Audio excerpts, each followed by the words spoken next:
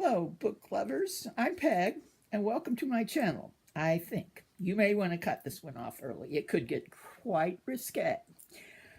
Well, I have been tagged again by Paperback Junky, that devil, on a tag called the First Love Scene Book Tag.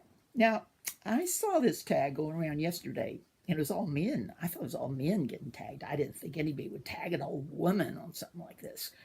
And so I kind of wrote sarcastic comments on different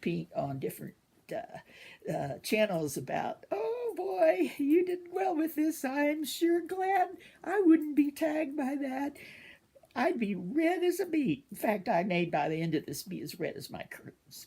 Okay, but Paperback Junky contacted me and said, "Oh, you were tagged. You turned it off too soon. You turned it out." And I was. I re-listened it. Can you imagine me? So, in the interest of good sportsmanship, I'm going to tell you guys a risque, racy story. All right, this takes place when I was in sixth grade. This is in the late 50s, but it was still in the 50s. And if you've heard anything about 50s, we didn't know a lot.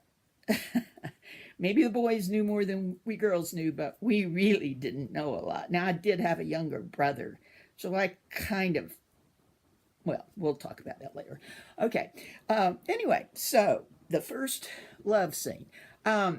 When I was in this sixth grade, we had a wonderful teacher. Like, I think everybody has a teacher that really taught them to love books. And she was able to hook the reading group up with this company, and I believe it was called Tab, which I don't, and every month we would get a catalog of paperback books that they reprinted and published. And they were either 25 cents or 35 cents, kind of depending on how big they were. And they didn't have young adult books then. They didn't have, well, I suppose they had children's books, but we were too old for children's books. So we ordered these adult books. You would have thought they'd be looked over or something, but anyway, so I mean, they're now what are modern classics. There wasn't, anyway. We so we would, my girlfriends in my little group and I would get together and decide which to order, and we'd each order a couple. I mean, there was a lot of selections on each month, so that when we got them, we could read them real quick and change them around. It was a lot of fun, and really kind of started my love of reading and different kind of books. But anyway, one month, the book that one of the others got, but sure made the rounds fast, was called A Tree Grows in Brooklyn by Betty Smith. Now, this is not the copy we ordered in sixth grade. I actually got this copy just a few months ago, ironically, because of the story I'm going to tell about it. Anyway, this is a story of a young couple in New York.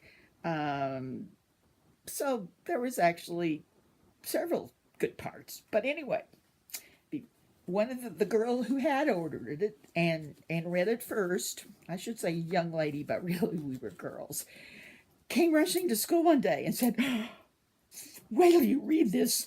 Wait till you read this page in this book. It has the word. We were like, huh?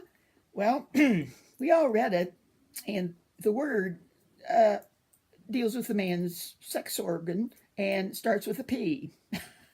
But we didn't know that word then. I can't tell you how little we knew, but we could get the idea from the context that it had something to do with boys and sex. So we all got together and we all read it, and we decided that this word was pronounced pennies, as in the coins, pennies. So we had a great time running around, getting in groups, saying pennies, pennies, pennies, and dissolving into giggles. Well, we even got brave, and we started throwing pennies at some of the boys. They didn't get it. I don't know, those dumb boys. As I said, I think it was I did have a younger brother, so I kind of had an idea, though not how to pronounce it. And but some of them didn't. They had either sisters or so, and I'm sure they were in for a real shock later in life.